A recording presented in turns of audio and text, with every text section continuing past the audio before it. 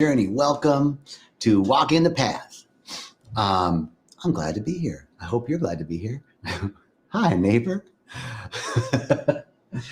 Is it a copyright infringement if I sing the Doctor or the Mr. Rogers song? It's a beautiful day at Rhythmia, a beautiful day at Rhythmia. Would you be mine? Could you be mine? Won't you be my neighbor? So hi, how you doing? It is a beautiful day at Rhythmia. Holy moly. First of all, I have to say that I say happy day, happy life, happy journey in the beginning of these. And it comes from my dear friend and agape practitioner, Marianne Lewis. I wanted to give a shout out to Marianne and tell her I love her and thank her. That every time I say that, I think of her. But it's such a great way to say hello, happy day, happy life, happy journey, no matter what's happening. And so here at Rhythmia this week, we have David Alt. What a great man, a beautiful soul. And he is been here quite a bit. We love him here. He's an amazing, he's a reverend and had his own church for a while. And now he's really devoted himself to these organizations. He has a foundation called the Kaleidoscope Foundation for Children, and he helps with education and children's rights all around the world.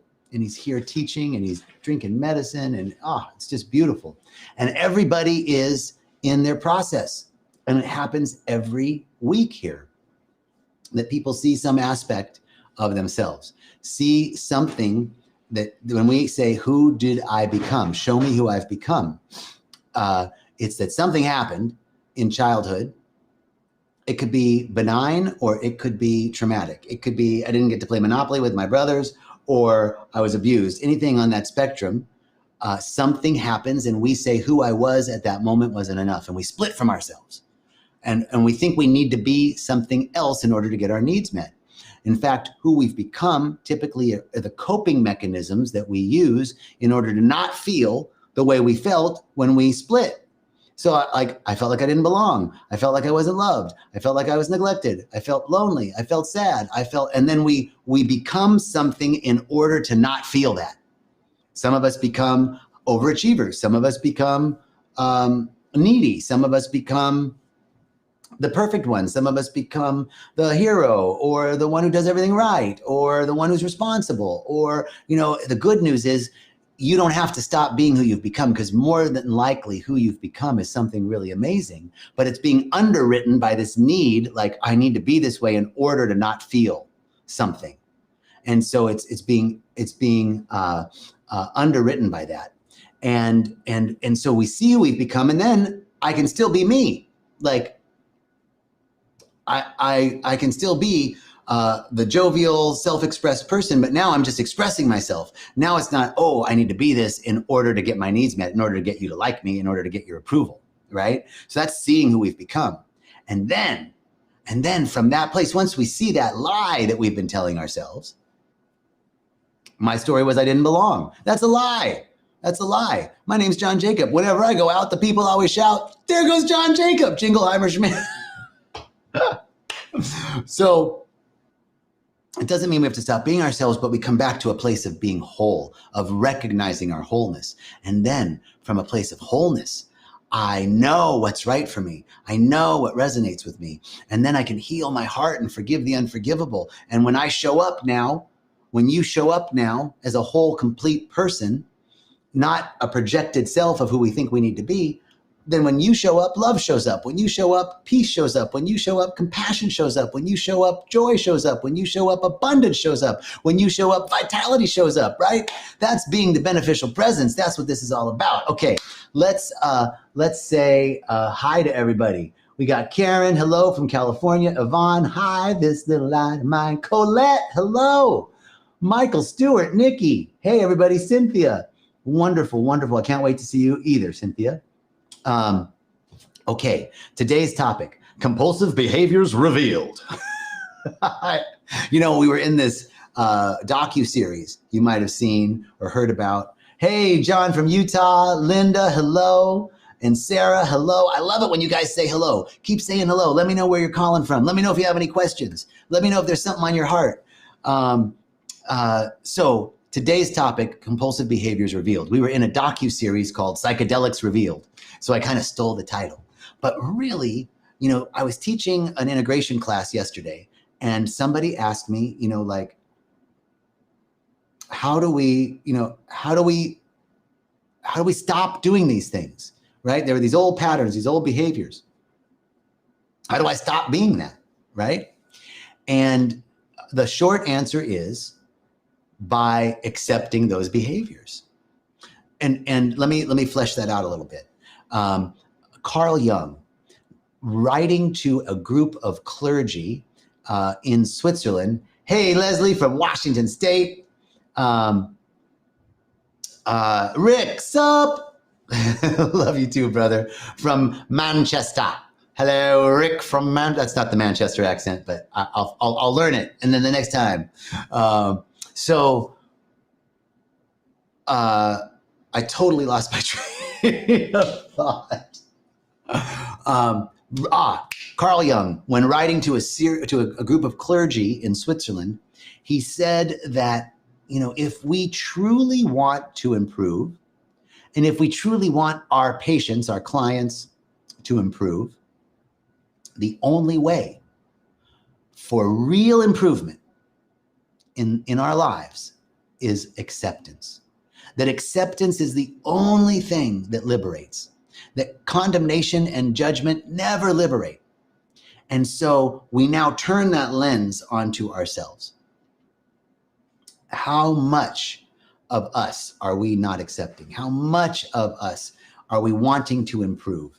And the irony of all self-help, the irony of this sincere desire to get better, is that anytime I want to be more enlightened, smarter, wealthier, thinner, more muscular, better looking, younger, whatever it is, whenever I'm wanting to improve, the fundamental undercurrent is I'm not enough. Right now isn't enough, and I'm not enough. And so there's this contra energy that's happening. I want to be more loving, right? I want to be, and this is a good thing, right? I want to be more loving in my heart. It's a beautiful intention. But fundamentally underneath that is I'm not loving. I'm not good right now. There's something wrong. And so there's this contra energy. And then we keep having these cycles, repetitive cycles. It's the same thing with our compulsive behaviors. And most of our compulsive behaviors, whether it's eating or judgment or opinion or drugs or alcohol or shopping or sex or whatever it is that has us, and we want to improve. We want to short circuit that cycle. We want to get out of that cycle. And it keeps coming back. And I tried everything and I'm doing everything and it keeps coming back. The only thing that liberates us from that cycle is accepting exactly what's so. Accepting ourselves, accepting that part of ourselves. If anger is our issue, and every time I get angry, then I beat myself up. If alcohol is my issue, and every time I drink, I beat myself up. If eating is my issue, and every time, and I keep, I'm so bad, I did it again. I was with my family in Arizona last week, and here I am, a spiritual practitioner, and I work at this spiritual retreat center, right? I'm supposed to be all enlightened and wise and all this stuff. And I go and meet my brother, and he says one thing to me, and I just go off on him, right? Completely out of my intention to be loving, completely out of my intention to, all the things that I think I'm supposed to be, right? And so in that moment, afterwards, then comes the guilt and the shame and I'm supposed to be a practitioner. I should have known better. I didn't keep my word. I'm out of integrity. And there's the thinking. That's the same thinking that got me into that pattern before. My compulsive behaviors, in other words, any behavior that I'm reacting from when I'm being reactive rather than responsive. Right? Whatever I'm being reactive about is compulsion. And so somehow, if I'm not enough, I want to be more of something, I want to be better, I want to improve, there's that contra energy that says I'm not enough. And somehow that kind of keeps us in that loop. And so it's so simple, but it takes work. It takes work that, hey, Debbie, aloha. It takes work to just bring our awareness. I had to bring my awareness after my blowout with my brother. And then I was like, oh my God, now he's going to that just confirmed to him that what I'm doing is bullshit because obviously it didn't work, right? You're supposed to be some big, now he wasn't saying any of that. That was all in my head. He's thinking, you're supposed to be all spiritual and look what you did and da da da da da da. And then I'm dealing with that guilt, my own judgment, my own guilt, my own shame about not choosing higher, about not being better. And then I want to get out of that guilt. That's where the compulsive behavior comes in. I'll smoke, I'll drink, I'll eat, I'll, do something so I don't feel that. And then the cycle starts again. And then I do the thing that I do, my coping mechanisms that help me not feel what I don't want to feel. And now I'm back doing the same thing. And then I wish I was better. And now I'm doing it again. And there's a cycle. So the way to stop that cycle, compulsive behaviors revealed. The way to stop that cycle is, hold on, Stimpy. I'll get to your question. The way that we stop that cycle is by bringing our awareness. So with my brother, afterwards, then he's gone and I'm left with feeling like shit because I wasn't more, I wasn't better, I wasn't spiritual, I wasn't aware, I wasn't kind, I wasn't compassionate. Can I just be with that? Like, I don't have to go delving into it. Like, I don't have to pitch a tent there. I don't have to set up camp, right? I don't want to go rushing into it like, oh, I'm so bad. I also don't want to engage in a compulsive behavior that so that I don't feel it. It's just being there, being present. I'm feeling guilty and shameful because I didn't choose higher. And then I can just be with that. It truncates the cycle of compulsive behavior, of trying not to feel that. And it begins to bring acceptance. Can I accept myself just as I am? That's been another big thing with me this last week is I came back from being away and I haven't gotten back into my practices of diet and nutrition and exercise, right? I'm usually really regimented about it. And I haven't been, and now I'm feeling guilty, and then I'm judging myself because I'm getting all fat, right? And then the guilt and the shame, and then the compulsive behavior. So my mantra has been, this moment right now is enough. I noticed that whenever, right before a compulsive behavior kicks in for me, typically there's some iteration of this moment isn't enough. Right now isn't enough. I'm not enough. The moment isn't enough. Something's not enough. That's what kicks out the compulsive behavior and starts that loop again. So right now, right here, right now is enough. I'm enough. You're enough. This moment is enough. There's no other moment. There's no better moment. There's no better you. There's no better me. There's just right here, right now, you and me, the way we are, accepting ourselves fully. Now, we think that I can't accept myself for being, I can't accept myself for being rude to my brother or going off. That's wrong, and I shouldn't have done that. Yes. And we think that accepting myself just as I am, right where I am, is somehow consenting to that or saying that it's okay. That's not the case.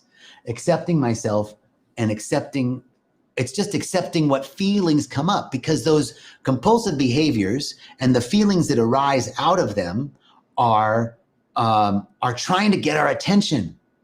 They're doing a job.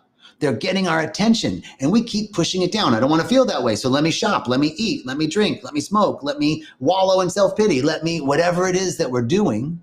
Let me go talk to somebody. Let me go take another seminar. Let me go do whatever it is, keeping us from having to deal with those feelings.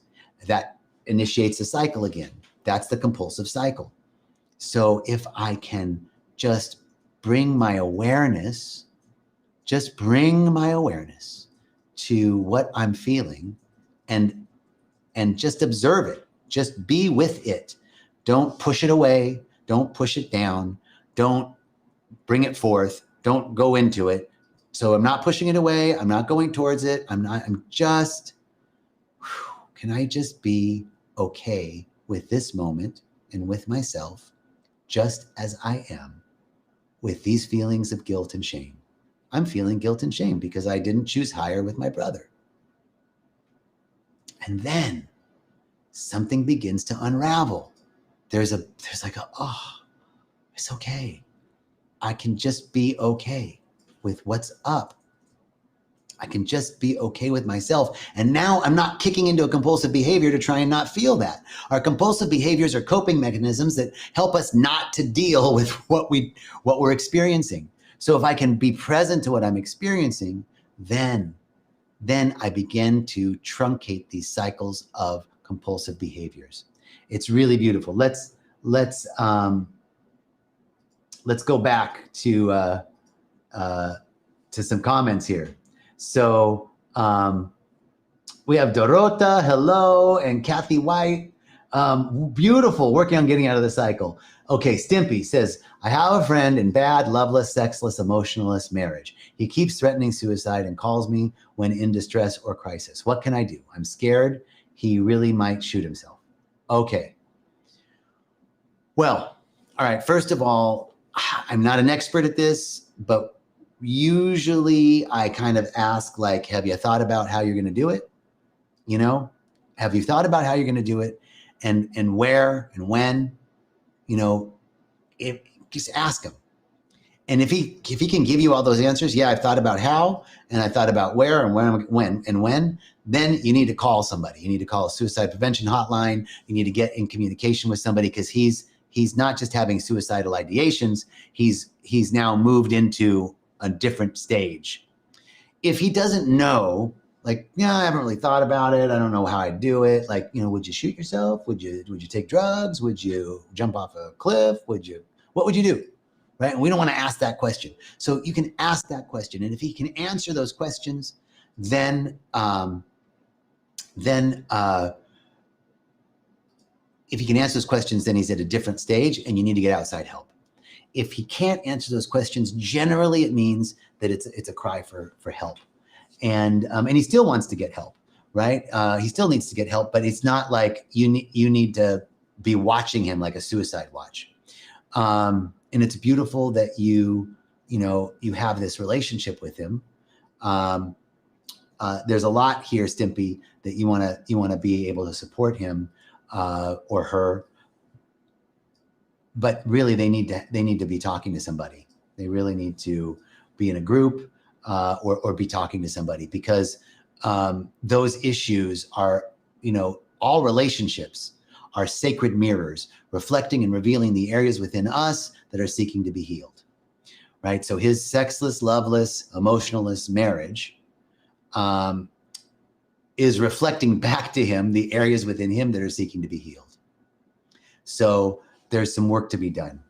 I hope that answers your question. Leslie, thank you so much. Petra, thank you. Oh, okay. I see, Stimpy. Yeah, you need to get him some help. Rick, this moment right now is enough. Yes. Karen, what else we got? We got some more comments. Forgiveness of self. Leslie Gonzalez. Karen, thank you. Just be with it. Stimpy, God bless you. So this is really the talk today, right? Like self-acceptance. It's acceptance of self. I can't accept others. I've heard it so many times, right? You can't love another until you love yourself, right? How many times have we heard that? And it's just like, I don't get that. Like, it'd be great if somebody just loved me. That would be just enough, right? Nobody's going to love me until I can love myself. Suzanne from Qatar, right on. Susanna, thank you.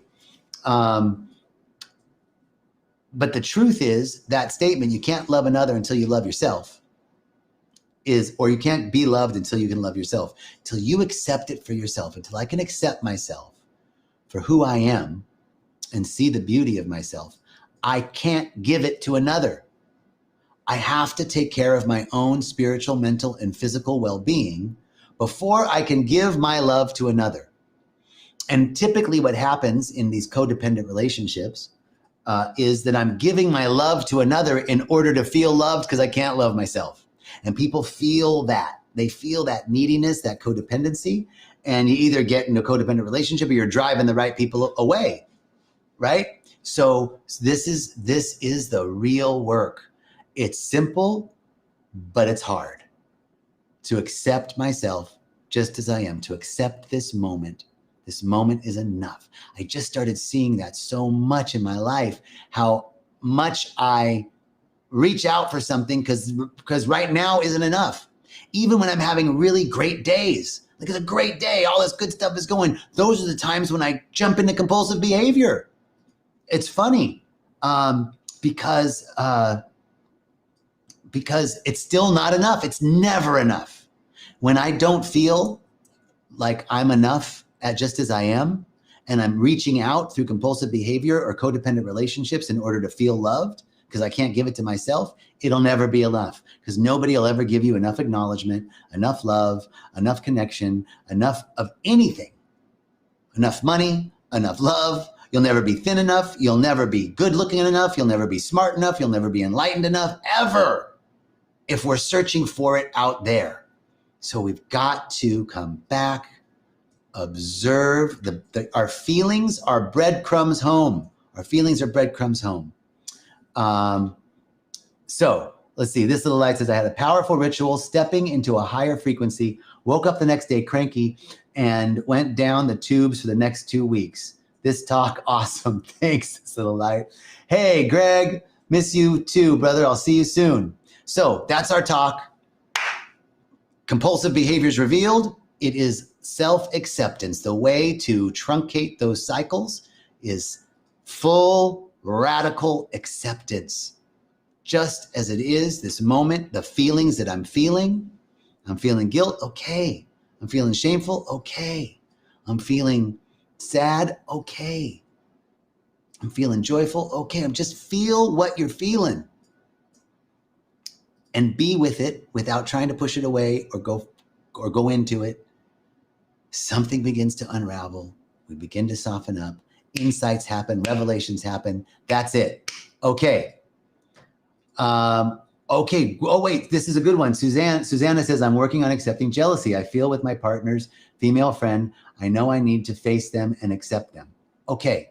That's a big one. That's a big one because it's like, yeah, but he could be cheating, right? Like, well, why does he need to be friends with her? Because, well, it's reflecting and revealing an area within you, in us, that is seeking to be healed. This sense of not being enough, sense of loss, a sense of all of that. Now, I'm not saying that you need to accept him having inappropriate relationships with other females or that your feelings aren't correct. They might be, they might not be. But the only way to get there, Susanna, is to just be with those feelings. I'm feeling really jealous right now. What else am I feeling? Anchor in, be with those feelings, and something will be revealed. You'll get to a place where there's just a knowing, you know what, that doesn't work for me. Having, relationships with women like that, or it could be like, oh my God, I was so jealous over nothing. This guy's amazing and he'd never cheat on me. Whatever it is, but you won't know what's right for you until you accept what you're feeling, all of it. It's not good, it's not bad, it's just what you're feeling. It's trying to get your attention. And what it's trying to tell you is that the old coping mechanisms that you've used aren't working. That's what it's trying to do. It's trying to get us to say, and Susanna, this is specific to this situation too, but really to all of it, is that our over-identification with that part of ourselves that's trying to control another or bend another to our will isn't working. And those feelings of jealousy are trying to get you to stop over-identifying with that part of you that wants to control your partner.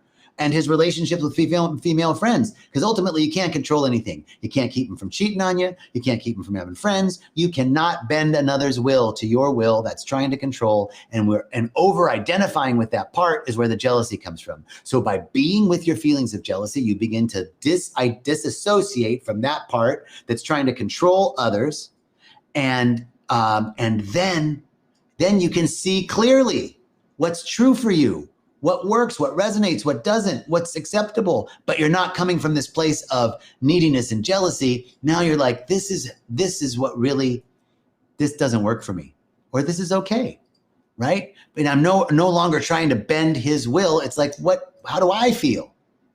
But now your feelings are genuine. They're not coming out of trying to control him and keep something that you could never keep in the first place. Thank you, Lisa and Max from the Poconos. Hello. All right. Well, that's our talk for today.